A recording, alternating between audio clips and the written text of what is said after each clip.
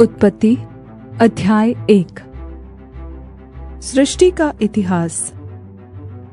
आदि में परमेश्वर ने आकाश और पृथ्वी की सृष्टि की। पृथ्वी बेडौल और सुनसान पड़ी थी और गहरे जल के ऊपर अंधियारा था, तथा परमेश्वर का आत्मा जल के ऊपर मंडराता था। पहला दिन उजियाला। तब परमेश्वर ने कहा, उजियाला हो, तो उजियाला हो गया। और परमेश्वर ने उजियाले को देखा कि अच्छा है, और परमेश्वर ने उजियाले को अंधियारे से अलग किया। और परमेश्वर ने उजियाले को दिन और अंधियारे को रात कहा, तथा सांझ हुई, फिर भोर हुआ। इस प्रकार पहला दिन हो गया। दूसरा दिन आकाश। फिर परमेश्वर ने कहा, जल के बीच एक ऐसा अंतर हो कि जल दो भाग हो जाए। तब परमेश्वर ने एक अंतर करके उसके नीचे के जल और उसके ऊपर के जल को अलग अलग किया, और वैसा ही हो गया। और परमेश्वर ने उस अंतर को आकाश कहा, तथा सांझ हुई, फिर भोर हुआ। इस प्रकार दूसरा दिन हो गया। तीसरा दिन सूखी धरती और पेड़ पौधे। फिर परमेश्वर ने कहा, आकाश के नीचे का जल एक स्थान में इकट्ठा हो जाए और सूखी भूमि दिखाई दे, और वैसा ही हो गया। और परमेश्वर ने सूखी भूमि को पृथ्वी कहा, तथा जो जल इकट्ठा हुआ उसको उसने समुद्र कहा। और परमेश्वर ने देखा कि अच्छा है। फिर परमेश्वर ने कहा, पृथ्वी से हरी घास तथा बीज वाले छोटे छोटे पेड़ और फलदायी वृक्ष भी, जिनके बीज उन्हीं में एक एक की जाति के अनुसार होते हैं, पृथ्वी पर उगे। और वैसा ही हो गया। इस प्रकार पृथ्वी से हरी घास और छोटे छोटे पेड़, जिनमें अपनी अपनी जाति के अनुसार बीज होता है, और फलदायी वृक्ष, जिनके बीज एक एक की जाति के अनुसार उन्हीं में होते हैं, उगे। और परमेश्वर ने देखा कि अच्छा है। तथा सांझ हुई, फिर भोर हुआ। इस प्रकार तीसरा दिन हो गया। चौथा दिन सूरज, चांद और तारे।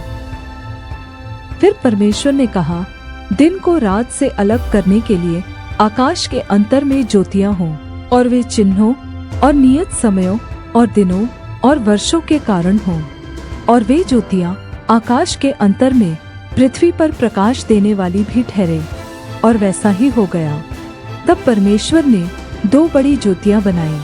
उनमें से बड़ी ज्योति को दिन पर प्रभुता करने के लिए, और छोटी ज्योति को रात पर प्रभुता करने के लिए बनाया। और तारागण को भी बनाया। परमेश्वर ने उनको आकाश के अंतर में इसलिए रखा कि वे पृथ्वी पर प्रकाश दे, तथा दिन और रात पर प्रभुता करे, और उजियाले को अंधियारे से अलग करे। और परमेश्वर ने देखा कि अच्छा है। तथा सांझ हुई, फिर भोर हुआ। इस प्रकार चौथा दिन हो गया। पांचवा दिन मछलियां और पक्षी।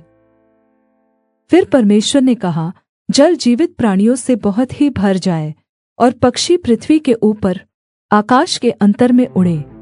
इसलिए परमेश्वर ने जाति जाति के बड़े बड़े जल जंतुओं की और उन सब जीवित प्राणियों की भी सृष्टि की, जो चलते फिरते हैं, जिनसे जल बहुत ही भर गया।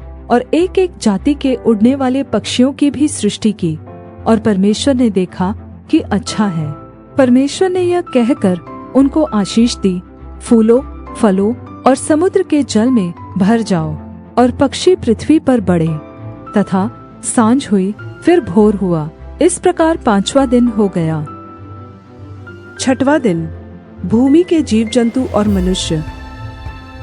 फिर परमेश्वर ने कहा, पृथ्वी से एक एक जाति के जीवित प्राणी, अर्थात घरेलू पशु और रेंगने वाले जंतु, और पृथ्वी के वन पशु जाति जाति के अनुसार उत्पन्न हो। और वैसा ही हो गया। इस प्रकार परमेश्वर ने पृथ्वी के जाति जाति के वन पशुओं को, और जाति जाति के घरेलू पशुओं को, और जाति जाति के भूमि पर सब रेंगने वाले जंतुओं को बनाया।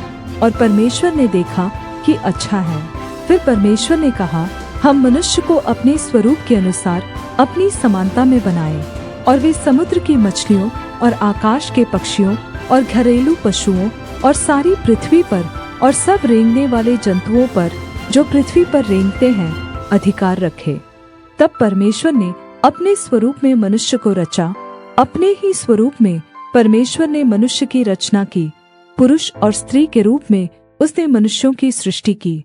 और परमेश्वर ने उनको आशीष दी और उनसे कहा, फूलो फलो और पृथ्वी में भर जाओ और उसको अपने वश में कर लो, और समुद्र की मछलियों तथा आकाश के पक्षियों और पृथ्वी पर रेंगने वाले सब जंतुओं पर अधिकार रखो। फिर परमेश्वर ने उनसे कहा, सुनो, जितने बीज वाले छोटे छोटे पेड़ सारी पृथ्वी के ऊपर है, और जितने वृक्षों में बीज वाले फल होते हैं, वे सब मैंने तुमको दिए हैं, वे तुम्हारे भोजन के लिए हैं। और जितने पृथ्वी के पशु और आकाश के पक्षी और पृथ्वी पर रेंगने वाले जंतु हैं, जिनमें जीवन का प्राण है, उन सब के खाने के लिए मैंने सब हरे हरे छोटे पेड़ दिए हैं। और वैसा ही हो गया। तब परमेश्वर ने जो कुछ बनाया था सबको देखा, तो क्या देखा कि वह बहुत ही अच्छा है। तथा सांझ हुई, फिर भोर हुआ, इस प्रकार छठवां दिन हो गया। उत्पत्ति